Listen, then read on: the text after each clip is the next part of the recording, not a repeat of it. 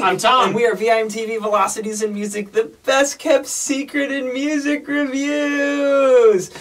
Jack White. Everyone loves Jack White. Everyone loves Jack White, except for your older brother. You used to not like Jack White. I used to not. I think I convinced you. I think I made a case, and we reviewed Distill, the White Stripes, that second album, Distill. And, you know, I think that it's my favorite White Stripes album. It is mine as well. Okay. So I've slowly won Tom over to appreciating some of the aspects of Jack White's music. As I mentioned, Jack White was the main guy driving the band, the White Stripes, which is a blues rock band, very dominant throughout the early and mid to even late 2000s, before they broke up. He and Meg White, which his wife, friend, lover thing, she was a Ringo-esque drummer that helped out, and you know, no one's really sad that she's not making music anymore. So, that being said, it's all about Jack White in his just iconic style on guitar. This guy can do things with electric guitar that really most other guitarists actually can do. What makes him special is that he plays it in a way that no one else can. He is the Miles Davis. What Miles Davis did for jazz trumpet, Jack White did for blues guitar. And that's something that I think misses a lot of people, but what has garnered them, the White Stripes anyways, so much critical acclaim. Now,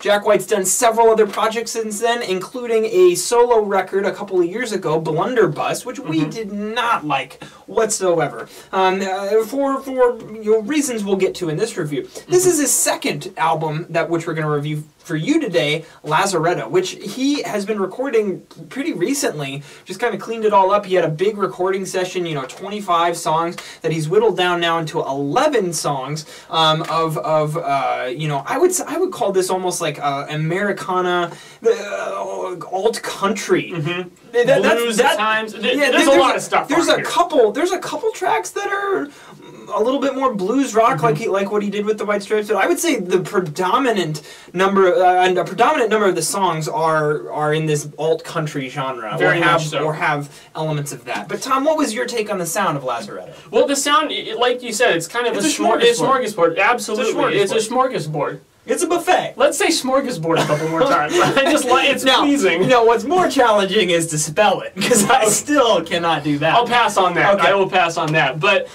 you're absolutely right. There is a dominating alt country feel, much more so than anything Jack White has done in the past. Even though we've heard elements of that, you know, in Blunderbuss or on White Stripes albums, absolutely. You know, there are some tracks on here that do sound like they would come from like the first couple of White Stripes albums even.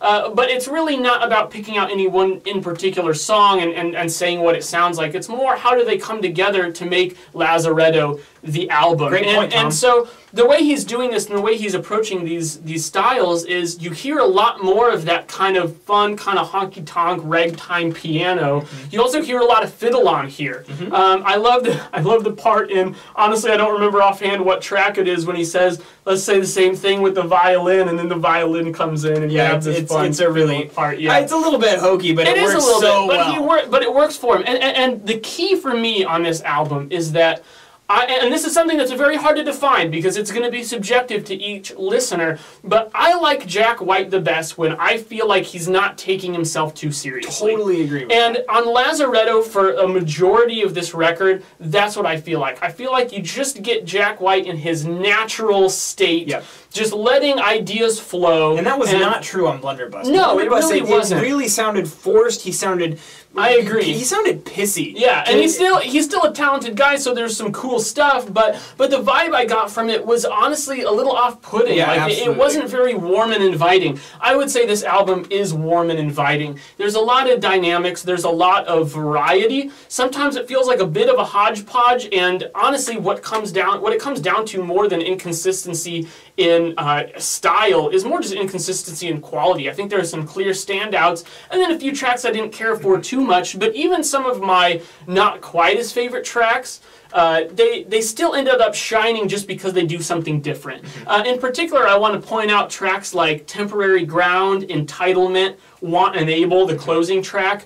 not only do those pull a more classic kind of alt country vibe, or classic country, not even alt country anymore, really, but they feature lyrics that are a lot closer to the folk tradition, and that's something that Jack White really was raised musically on. I mean, this guy, you know, he's not one of those people who's just listening to everything that's happened since the 60s when rock and roll began. He's listening back to early blues recordings. That's some of his favorite stuff.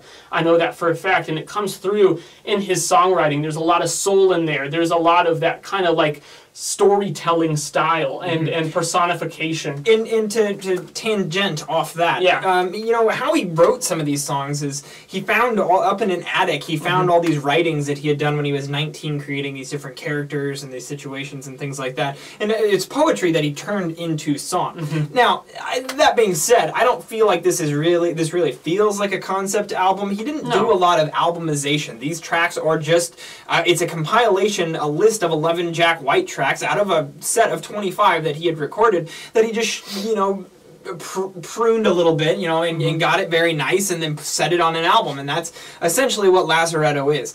So you know, it jumps around stylistically. You have a number of tracks, I think, that as Tom put, that maybe aren't up to the same level as as some of the better tracks, and on top of that, he didn't albumize it all. So those are three things that, you know, if you've watched this show before, Tom and I harp on these things on a relative basis. So that did bring it down a notch for me. However, this is still some of Jack White's. I would say that none of this is really his best work, but it's good work from Jack White. And that's what I think. I think this album's getting a lot of love because everyone loves Jack White, and that's great.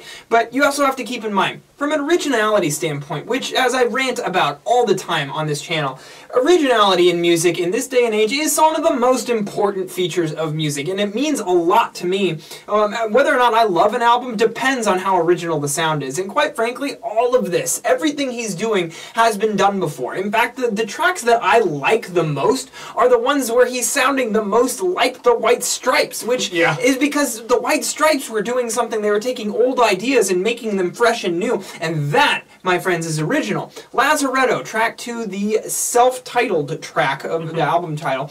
It's guitar, it's saxophone. Tom, you pointed out to me, this could be a Rage Against the Machine song. Totally. And all you need to do is change the production. He's just shouting these like... It's kind of a rap rock track. It's Zach De La Rocha could just sub in on vocals right there. And even the guitar riff is like classic like that. So, I mean, he's pulling in all sorts of genres, but almost more than the style, it's about the attitude there. Yeah, and that song, and we both picked it, it's a great track, and it's really cool to see Jack White rock out like that. Another one, track 5, High Ball Stepper. That is an instrumental track, and it shows a lot of you know, older Jack White soloing from his White Stripes days. And it sounds incredibly just sleazy and dirty and disgusting and beautiful. And I just want to bathe in a tub of that. If it was an oily liquid in a bathtub, an old claw bathtub because it's old-timey, you know, I would love to bathe in that. This is the most disturbing image. Just absolutely terrifying. You know, but that's all right. I hear you. That's all right. It's to me though, it's that like just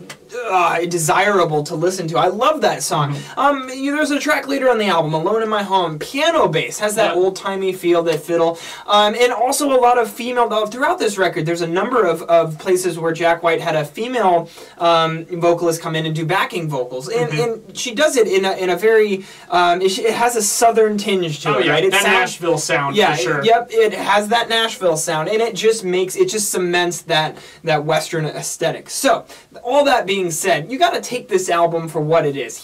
Jack White didn't mean for this to be a masterpiece. It's a damn good record. This thing is fun to listen to. However, I will say I listened to this thing like 6 or 7 times, and I'm pretty much done with it for the time being, and that shows that there's not a lot of really just mind-blowingly awesome tracks on it, and its comeback quality may not be as high as I would like for an album that I would really recommend to you guys who are being my best of the year list. It's a step down from that. It's still a good record though, so you know, just keep that in mind. If you're at all interested in Jack White, you need to go out and listen to this album. However, I'm gonna give this a 74. I'm going 76. So 75 from Velocity in Music is just a slight step under what's average for us. best, but keep in mind, we pre-screen albums that tailor to what we're kind of doing here at Velocities in Music. So it's still a good record. That if you're looking for just something laid back and fun, this is a great record to go out and get and put on and listen to. After you do, please leave Tom and I a comment at www.velocitiesinmusic.com or youtube.com/velocitiesinmusic. Also follow us on Twitter, like us on Facebook, and let Tom or I know if there's any other albums you'd like to see us review on this channel.